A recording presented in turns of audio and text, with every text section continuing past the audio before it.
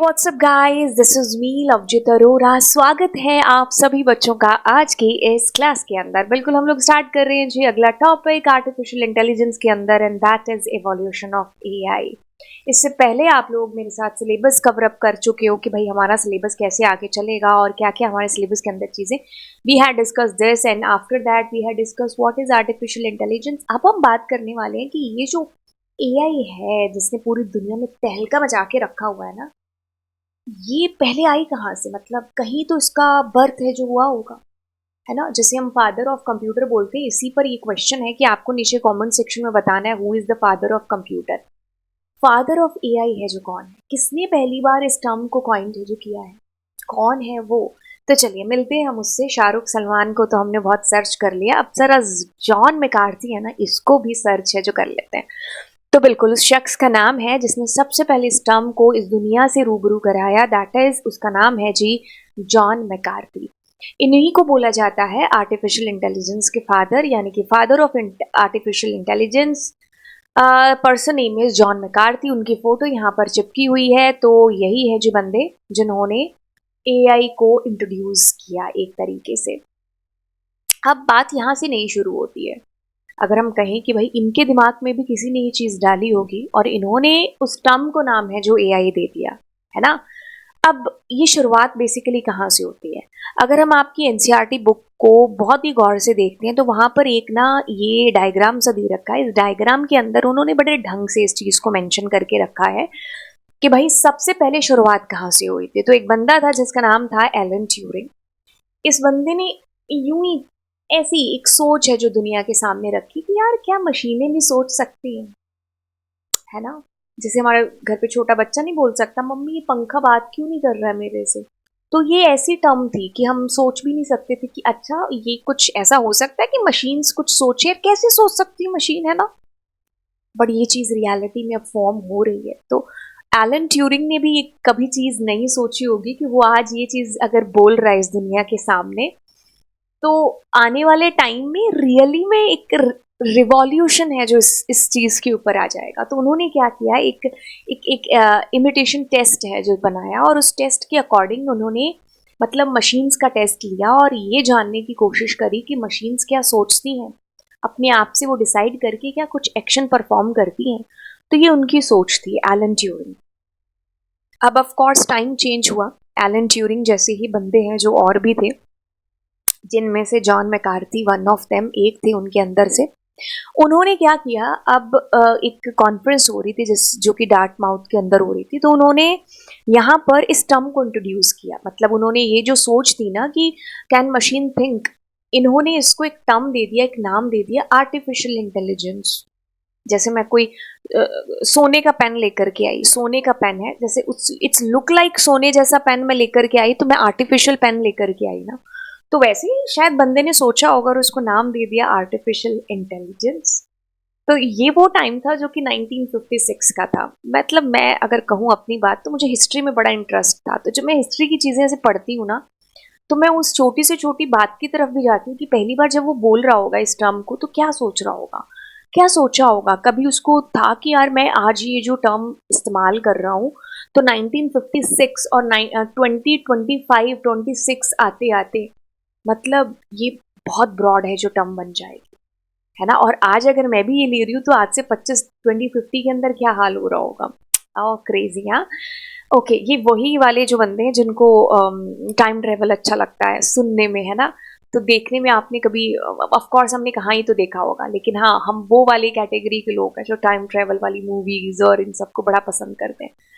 अच्छा, ये तो थी 1956 की बात। अब टाइम चेंज हुआ, हम गए टाइम के पीरियड के अंदर बाद में ना 1970 1970s के आसपास में आए।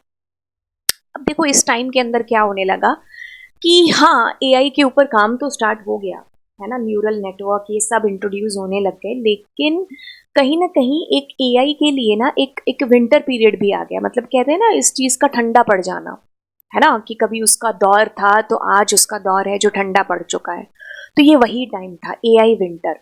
यहाँ पर क्या था कि भाई जो एआई का डेवलपमेंट हो रहा था, होने को तो हो रहा था, लेकिन वो उतनी तेजी नहीं पकड़ रहा था क्योंकि लोगों का इंटरेस्ट नहीं बन रहा था। लोग शायद में भी हो सकता है डरे हुए हों, या फिर लोगों को इतना बिलीव ना हो। मान लो मैंने कोई एक आज कोई खिलौना लेकर के आ गई, मुझे लगा कि ये खिलौना इस पर्पस के लिए खेल रहा है, मतलब लेकिन अगर वो उस पर्पस को फुलफिल नहीं कर रहा तो मेरे काम का नहीं है। तो शायद कुछ ऐसी मशीन्स बनी होंगी और लोगों ने उससे ज़्यादा एक्सपेक्टेशन कर ली होंगी और उनको इस्तेमाल करने लगे होंगे, लेकिन वो वैसा रिजल्ट ना दे पाई, तो इससे लोगों का थोड़ा विश्वास भी है जुट गया। तो that was the time period जब एआई विंटर पीरियड है जिसको बोला जाता है। अब धीरे धीरे ऑफ कोर्स टेक्नोलॉजी में चेंज होने लगे। अब एआई विंटर पीरियड का एंड होने लगा, यानी कि यहाँ से एक बूम है जो पकड़ने लगी एआई, और एआई स्प्रिंग टाइम है जो आ गया था 2010 के आते आते। मतलब एआई में कुछ बहुत सारे चेंजेस है जो होने लगे, है ना। लोगों ने बहुत नई नई एल्गोरिदम्स जिनको जो है डेवलप किया इसके अंदर। तो आप कह लो कि एआई स्प्रिंग बूम का टाइम है जो आ गया। तो 2018-20, अब हम 21st सेंचुरी के इस पड़ाव के अंदर है, 2025-20 सीरीज के अंदर है, 2025 की सीरीज के अंदर। तो यहाँ पर आप देख ही सकते हो कि एआई ने कैसे दुनिया को है जो एकदम चेंज कर दिया है ना। और भी चेंजेस है जो दिन भर दिन में जो आ रहे हैं। तो ये वो एवोल्यूशन का पीरियड था जो एलन ट्यूरिंग ने सिर्फ एक अपनी एक सोच रखी थी और एक टेस्ट को बनाया था, इमिटेशन टेस्ट, कि भाई क्या मशीन सोच सकती है। तो वहां से लेकर के अब तक की जर्नी कह लो, इट्स ब्यूटीफुल। हाँ, अच्छा, अब हम इन सारी चीज़ों को थोड़ा और डिटेल में जानते हैं। ये थे वो शख्स जिनका नाम है एलन ट्यूरिंग।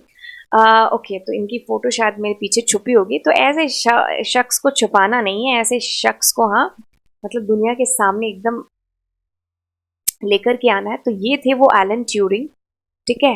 ओके, तो इन्होंने क्या किया, the phrase the Turing test is most properly used to refer to a proposal made by Turing a 1950s के टाइम पर as a way of dealing with the question whether machines can think or not।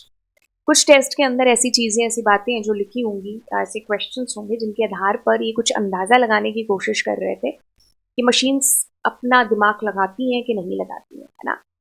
तो कहता है कि 1950 was the landmark year for the question of machine intelligence because of Alan Turing's famous paper Computing Machinery and Intelligence.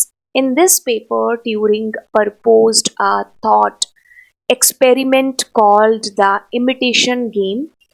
Later on, it is known as Turing test. तो इन्होंने ये imitation या Turing test है, इस test के through कुछ जानने की कोशिश की, कुछ क्वेश्चंस के थ्रू, कि मशीन्स क्या सोच सकती हैं कि नहीं सकती है ना। तो ये एक शुरुआत थी जहां पर हमने कुछ अलग सी सोच है जो रखी।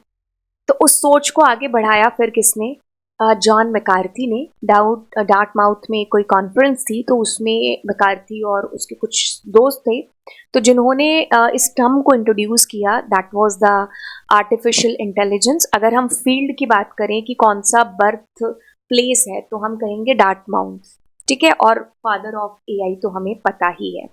अब आगे चलते हैं। अब 1960s का टाइम आता है। Significance programme in AI research the led to the development of expert system, early neural network, exploration of symbolic reasoning, यानी कि NLP की बात हो रही है, प्रॉब्लम सॉल्विंग टेक्निक्स। ये सारी चीज़ें धीरे धीरे करके AI के अंदर आने लगी जिनको आज हम पढ़ रहे हैं।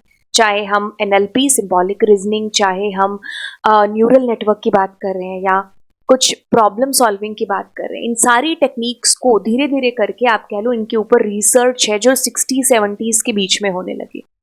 लेकिन वो रिसर्च से कुछ इन्होंने मशीन्स बनाई होंगी, लेकिन वो मशीन्स उस तरीके से काम नहीं हमारी हेल्प है जो कर पाए। तो लोगों का विश्वास भी है जो कम होने लगा।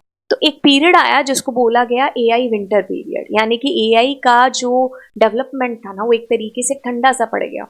लोगों का शायद कोई डर हो सकता है, या उनकी एक्सपेक्टेशन उतनी ज़्यादा चली गई, बट मशीन्स उतने लेवल की बनी नहीं। तो 80s 90s का जो टाइम था ना, that was the optimism and scepticism about AI, with breakthrough in machine learning and neural network led to AI winter. लोगों का विश्वास है जो कम हुआ 1980 और 90s के बीच के पीरियड के अंदर, बट धीरे धीरे चेंजेस हैं जो आए। तो अब जो टाइम आया वो आया एआई स्प्रिंग का टाइम, यानी कि बूम का टाइम। अब इस टाइम के अंदर हम deep learning, reinforcement learning, machine learning की तरफ है जो मूव ऑन कर गए, और ये टाइम पीरियड तो आपको पता ही है ना। सो यस, हमने ऐसे गेम्स है जो बहुत देखे होंगे जहां पर आपने अपनी मिस्टेक से सीखा, यानी कि रीइंफोर्समेंट लर्निंग, ट्राई किया, उस ट्राई के अंदर कुछ एरर आई, आपने उसको इम्प्रूव करके नेक्स्ट टाइम उस गलती को सुधारा। तो इस तरीके से हमने बहुत सारे गेम है जो एआई के साथ खेले हुए हैं, है ना। तो this was the time line जो हमारी कह लो कि भाई 1950 से स्टार्ट होते होते होते होते और अब हम कहाँ पर हैं जो आकर के पहुंच चुके हैं।